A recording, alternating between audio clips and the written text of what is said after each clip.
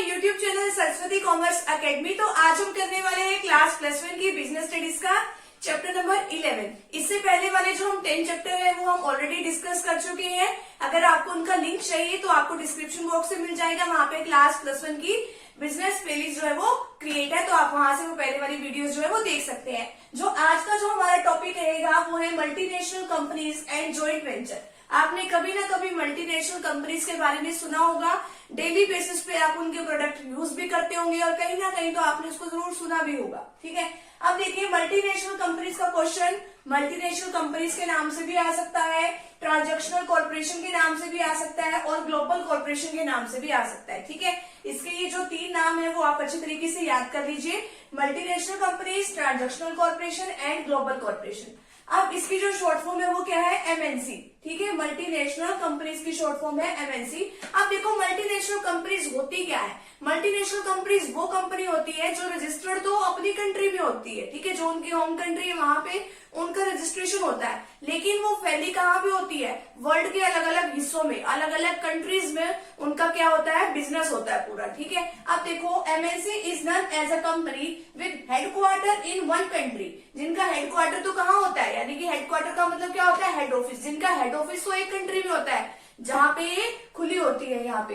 ठीक है, इनका हेडक्वार्टर एक कंट्री में एंड इट्स ब्रांचेस और सब्सिडरीज, और जो इनकी ब्रांचेस है, ठीक है, मान लो ये कंपनी है, मान लो यूएसए की कोई कंपनी है या कोई लंदन की कोई कंपनी है, किसी भी कंट्री की कोई कंपनी है, अब वो मान लो इंडिया में भी बिजनेस कर रही है, पाकिस्तान में भी बिजनेस कर रही है और भी कहीं कहीं बिजनेस कर रही है। ठीक है, अब जो उनका जो हेड ऑफिस है वो कहाँ पे होगा, यूएसए की कंपनी है तो उनका हेड ऑफिस कहाँ होगा, यूएसए में होगा, बाकी जगह उनकी क्या है, ब्रांचेस है। ठीक है, अब जो उनकी जो ब्रांचेस है वो कहाँ पे फैली होती है, are spread across many countries, अलग अलग कंट्रीज में उनकी ब्रांचेस जो है वो फैली हुई होती है। अब इसकी जो एग्जाम्पल है वो क्या है, टाटा मोटर्स, सोनी, सैमसंग, यानी कि आप किसी भी उसके एग्जाम्पल लिख सकते हो जो यानी कि किसी और देश की कंपनी होती है और जो किसी दूसरे देशों में जाकर भी अपना बिजनेस कर रही होती है, उनको हम क्या कहते हैं, एमएनसी। ठीक है, नेक्स्ट है इसके फीचर्स क्या है, सेंट्रलाइज्ड मैनेजमेंट। सेंट्रलाइज्ड मैनेजमेंट का मतलब क्या है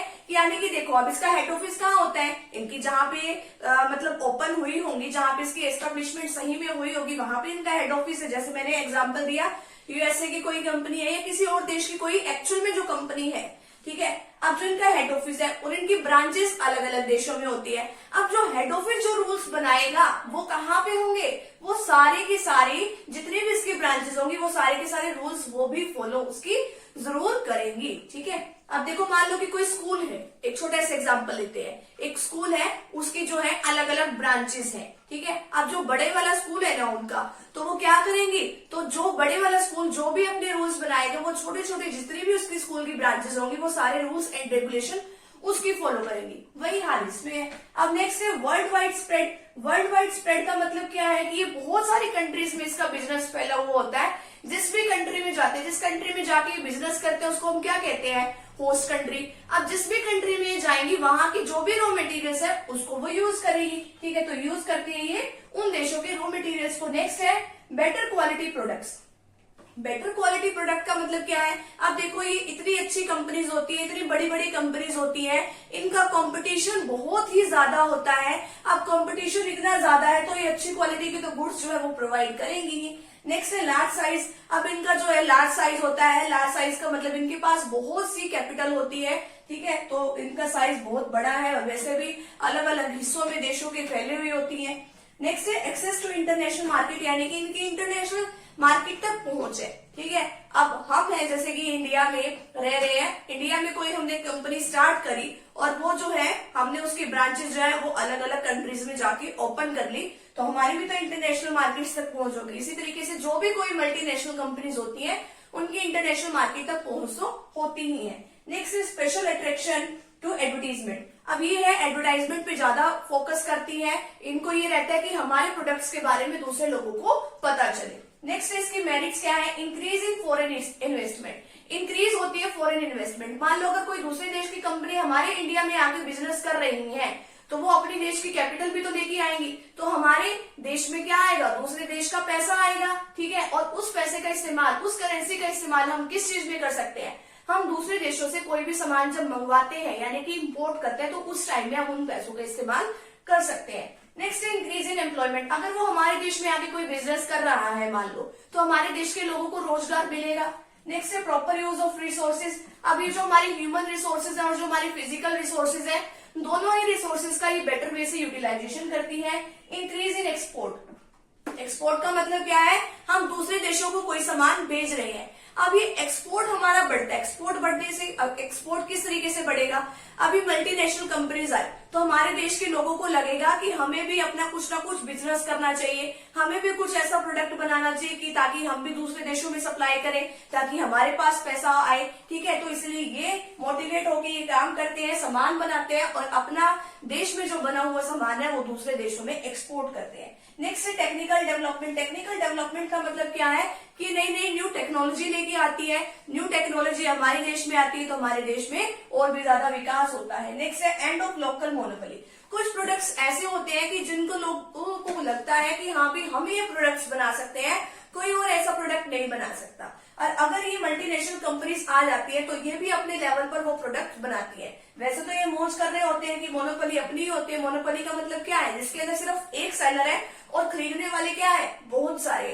तो ये इनके जो मतलब ये आराम से जो रह रहे होते हैं जो ये सेलर्स है, तो उनको आने से उनको दिक्कत होती है कि अभी मल्टीनेशनल कंपनीज यहाँ पे आई हैं तो हमें भी अपना रेट जो है वो कम करना पड़ेगा। तो लोगों को क्या फायदा होता है, इससे कम दामों में वो सस्ती चीजें जो है वो मिल जाती है। नेक्स्ट है मैनेजरियल डेवलपमेंट। अभी जो मल्टीनेशनल कंपनीज वाले हैं वो क्या करते हैं, वो यानी कि अपने जो प्रोफेशनल्स लगाते हैं, जो अपनी कंपनी में जो भी मैनेजर्स लगाते हैं वो लगाते हैं जिनके पास लेटेस्ट मैनेजमेंट टेक्निक्स होती है, उन लोगों को ये अपने यहाँ पे क्या देते हैं, जॉब प्रोवाइड करते हैं। तो ये सब क्या है इसकी मेरिट्स। नेक्स्ट है इसके डीमेरिट्स। डीमेरिट्स क्या है, danger for domestic industries. Danger यानी कि खतरा है जो हमारे देश की जो भी इंडस्ट्रीज होती है, डोमेस्टिक का मतलब क्या है, अपने देश की। अब जो हमारे देश की जो इंडस्ट्रीज है उन लोगों को खतरा होता है, किस तरीके से, क्योंकि जो मल्टीनेशनल कंपनीज होती है इनके पास बहुत सारा पैसा होता है और बहुत सारी नई नई टेक्नोलॉजी होती है, तो ये अपनी टेक्नोलॉजी का इस्तेमाल करके अपने इनके पास फाइनेंस की अच्छी फैसिलिटी होती है, तो इस तरीके से जो हमारे देश में जो लोग काम कर रहे होते हैं उनको ये दबा देते हैं। Next repatriation of profits. इसका मतलब क्या है कि जो भी प्रॉफिट होता है वो क्या हमारे देश में रहता है, वो क्या करते हैं, वो अपने देशों में वो वाला प्रॉफिट जो है वो ले जाते हैं। नेक्स्ट है इंटरवेंशन इन लोकल पॉलिटिक्स। अब ये देखो, पहले तो नहीं इनके पास फाइनेंस अच्छा होता है तो ये गवर्नमेंट, हमारे देश की जो गवर्नमेंट होती है या जो हमारे देश की जो पॉलिटिक्स में जो लोग काम कर रहे हैं उनकी हेल्प करते हैं। अब बाद में क्या करते हैं, उनके मामलों में इंटरफेरेंस करते हैं ये। नेक्स्ट है एक्सप्लोटेशन ऑफ नेचुरल रिसोर्सेज। अब ये क्या है कि हमारे देश में जितने भी नेचुरल रिसोर्सेज हैं उसका एक गलत तरीके से जो है बहुत ज्यादा इस्तेमाल करते हैं। नेक्स्ट है no benefit to poor people. अभी मल्टीनेशनल कंपनीज है, इनके जो प्रोडक्ट्स है वो बहुत ज्यादा क्या होते हैं, महंगे होते हैं। अब इतने महंगे होते हैं तो गरीब लोग तो इनको खरीद नहीं सकते। तो ये तो है इसकी मल्टीनेशनल कंपनीज का मीनिंग। नेक्स्ट है इसकी फीचर्स, ये है इसकी मेरिट्स एंड ये है इसकी डीमेरिट्स। अभी थोड़ी देर में आप इसका स्क्रीनशॉट ले लेना। अब नेक्स्ट देख लो, अब इसका टॉपिक का लास्ट है ज्वाइंट वेंचर। अब ज्वाइंट वेंचर का मतलब क्या है, ज्वाइंट वेंचर में ना दो या दो से ज्यादा पार्टीज जो है वो इकट्ठी होती है। क्यों, ताकि इनको ये है कि हमें ज्यादा जो है रिस्क ना हो और हमारा ज्यादा पैसा भी ना लगे। ठीक है, हम ज्वाइंटली अपना पैसा इन्वेस्ट कर लें और जितना प्रॉफिट्स है वो आपस में बांट लें। तो ये आपस में क्या कर लेते हैं, ये एक एग्रीमेंट बना लेते हैं ताकि कभी भी फ्यूचर में हमारी आपस में डिस्प्यूट यानी कि लड़ाई भी ना बजे। अब देखो ज्वाइंट वेंचर क्या है, joint venture is an agreement. ये क्या है, एग्रीमेंट है किस किस के बीच में, टू और more parties to combine their resources. जितने भी इनके पास रिसोर्सेज हैं उनको इकट्ठा कर ले in achieving the common business goals. और जो भी हमारे बिजनेस के गोल्स है उनको क्या कर ले, ये अचीव कर ले। ठीक है, अब ये जो हमारी ज्वाइंट वेंचर है वो हमारी प्राइवेट कंपनी, पब्लिक कंपनी के साथ मिलकर भी कर सकती है। प्राइवेट यानी कि जिनका प्राइवेट लोगों की ओनरशिप होती है, पब्लिक यानी कि गवर्नमेंट। ठीक है, अब ये जो है डोमेस्टिक, अपने देश की कंट्री किसके साथ ज्वाइंट वेंचर में पार्टिसिपेट कर सकती है, इंटरनेशनली या फॉरेन कंट्री के साथ जो है वो कोलैबोरेट कर सकती है। तो इसी तरीके से कोई भी दो आपस में मिलकर कोलैबोरेशन कर लेते हैं ताकि हम अपने प्रॉफिट्स को बाद में इकट्ठे बांट लेंगे। ठीक है, अब इसके बेनिफिट्स देखो, रिडम्पशन इन रिस्क। अब देखो, मान लो कि हमारे देश की कंट्री ने किसी फॉरेन कंट्री के साथ जो है वो कोलैबोरेट कर लिया।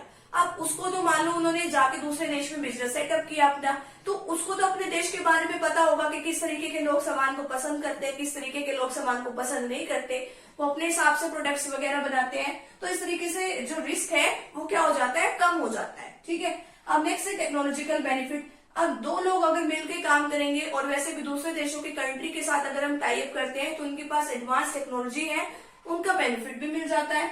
नेक्स्ट है कॉम्पिटिटिव स्ट्रेंथ। कॉम्पिटिटिव, अब दो लोग मिलकर काम करते हैं तो कॉम्पिटिटर्स पर कमांड हासिल करना ज्यादा आसान रहता है। ठीक है, next reduction in cost. Cost जो है वो कम आती है। अब दो लोग मिलकर काम करेंगे, ज्यादा बड़े लेवल पे प्रोडक्शन करेंगे, अगर बड़े लेवल पे वो प्रोडक्शन करते हैं तो हमें जो है बड़े पैमाने पर बचत भी होती है, यानी कि बड़े लेवल पे हमारा पैसा भी सेफ होता है। नेक्स्ट है easy entry in overseas market. अब जो ओवरसीज यानी कि बाहर की मार्केट में अगर हमें एंटर करना है, दूसरे देशों की मार्केट में अगर हमें एंटर करना है तो हम इजीली एंटर जो वो कर सकते हैं। तो ये है हमारा ये पूरा का पूरा चैप्टर नंबर 11। ये हमारा चैप्टर नंबर जो 11 है वो बहुत छोटा सा था। उम्मीद है आपको सभी को ये समझ में आ गया होगा। प्लीज आप वीडियो को लाइक जरूर करके जाइएगा और अगर आप चैनल पे न्यू है तो चैनल को प्लीज सब्सक्राइब करके जाइएगा। तो मिलते हैं नेक्स्ट टॉपिक के साथ या नेक्स्ट वीडियो के साथ। और अगर आपको स्क्रीनशॉट लेना है तो फटाफट से आप इसका स्क्रीनशॉट ले लीजिए।